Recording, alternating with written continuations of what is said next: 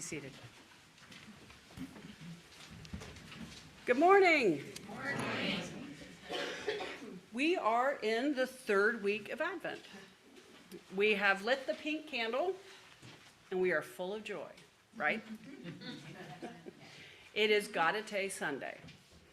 Why do we call it Gaudete? Well, because we are Episcopalians. And we like words like undercroft and ciborium. Actually, Gaudete is the Latin word for rejoice. It is the Sunday of joy. In the first week of Advent, we embraced hope by focusing on stillness and creating a place to listen and to be present with God. And during the second week of Advent, we turned to peace, reflected on the importance of removing barriers in our lives and releasing the need to control so we can fully participate in the sacred work of co-creating with God. And this week, we focus on joy. Joy, it's not an easy concept to define, right? So while preparing for the sermon, I asked several people, how do you define joy? And I got a lot of different answers. One person said it was being happy no matter what was going on in life. And this is a definition of joy I've heard before. She said, being happy depends on what's happening, whereas joy is constant and is not dependent on our circumstances. So joy abides.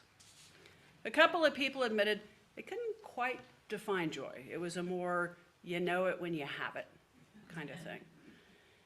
I think one of my favorite definitions of joy came from one of my Epiphany kids last year. She said that joy was when you are so happy, your whole body explodes. This seems awesome and awful all at the same time. So Martin Buber, a 19th century Jewish philosopher, had a less visual, but maybe more instructive answer. He said that joy is feeling a connection. And that makes sense to me. God is a relational God. Our world was created where relationship is primary. It's not just true for humans, it's literally infused into the fabric of our universe, right? We look at how the trees can talk to each other and they connect. Under the forest, there's this large network of roots that allows trees to share chemical signals and nutrients. The entire forest is engaged in a communal support system. And it's true of the cosmos as well.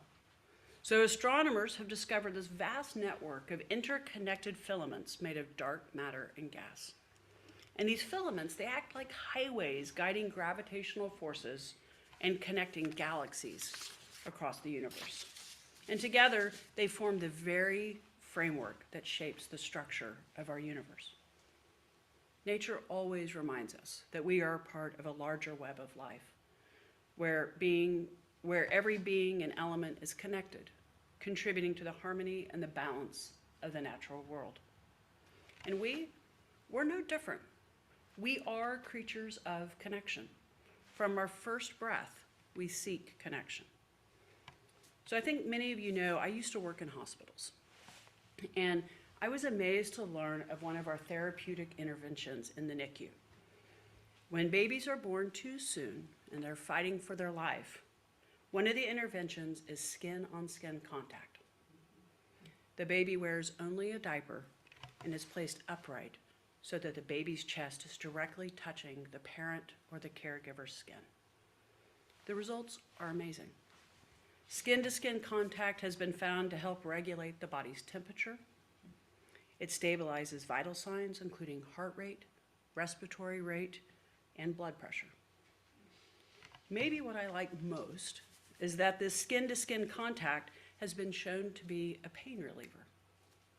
Studies have shown that medical procedures can be performed on these little babies when there's skin-to-skin contact because of the reduction of stress and the reduction of pain that comes with connection.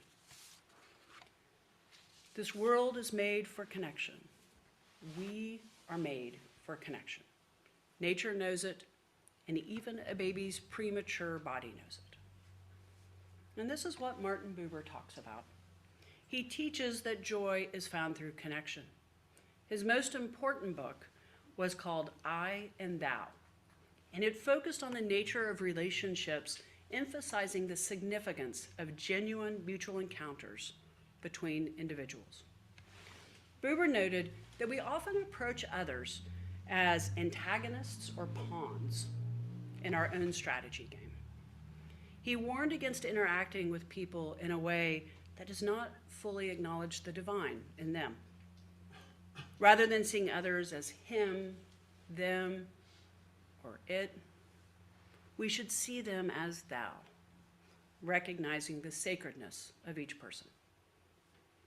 It is when we see this sacredness in the other person that we can experience meaningful connection. And of course, we recognize this teaching as seeing the imago Dei in others, the image of God.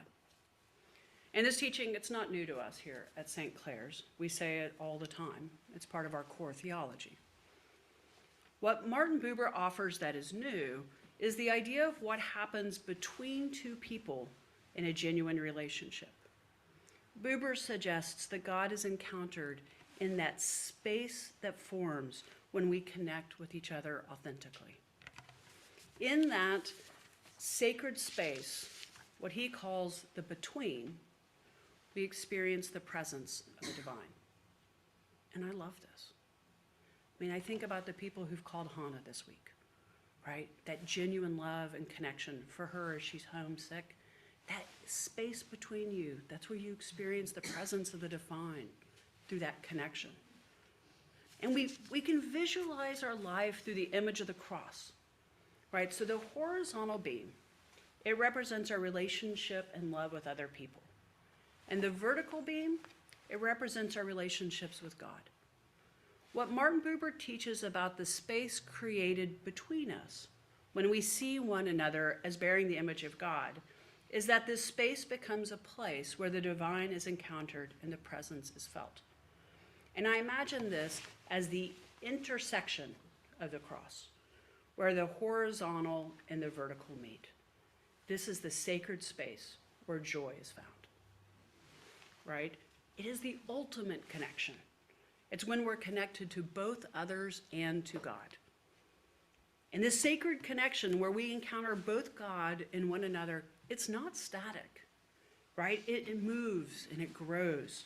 The more we recognize the image of God in each other, the more that we invite God's presence into the space between us. And as we do, we are drawn deeper into love of God and love of others. So this movement, it becomes a self-repeating, life-giving cycle, one that shapes us, draws us together, and reveals true joy. And this is why we call this the season of joy. It's a time to gather and connect, whether with family, with friends, or even strangers. And this kind of connection where joy is found is what we long for, and it's what we're made for. It's not some fleeting feeling, but it's a deep reality that grows when we show up for one another, fully present and open. And yet, as beautiful as it sounds, it doesn't always feel easy, does it? Sometimes this gathering can feel nightmarish because you know Uncle Jerry. Enough said. But this is not about repressing emotions or accepting bad behavior at family events. And by bad behavior, I mean cheering for Texas at a playoff game. Am I right? But this is a time to remember that we are called to live into unity, a deep connection with God and with one another, where the non-essentials fade away. And let's be real, a lot of it's non-essentials. My prayer for this season is that we all feel the pull towards love and connection, letting go of what doesn't matter so that we can experience the fullness of joy.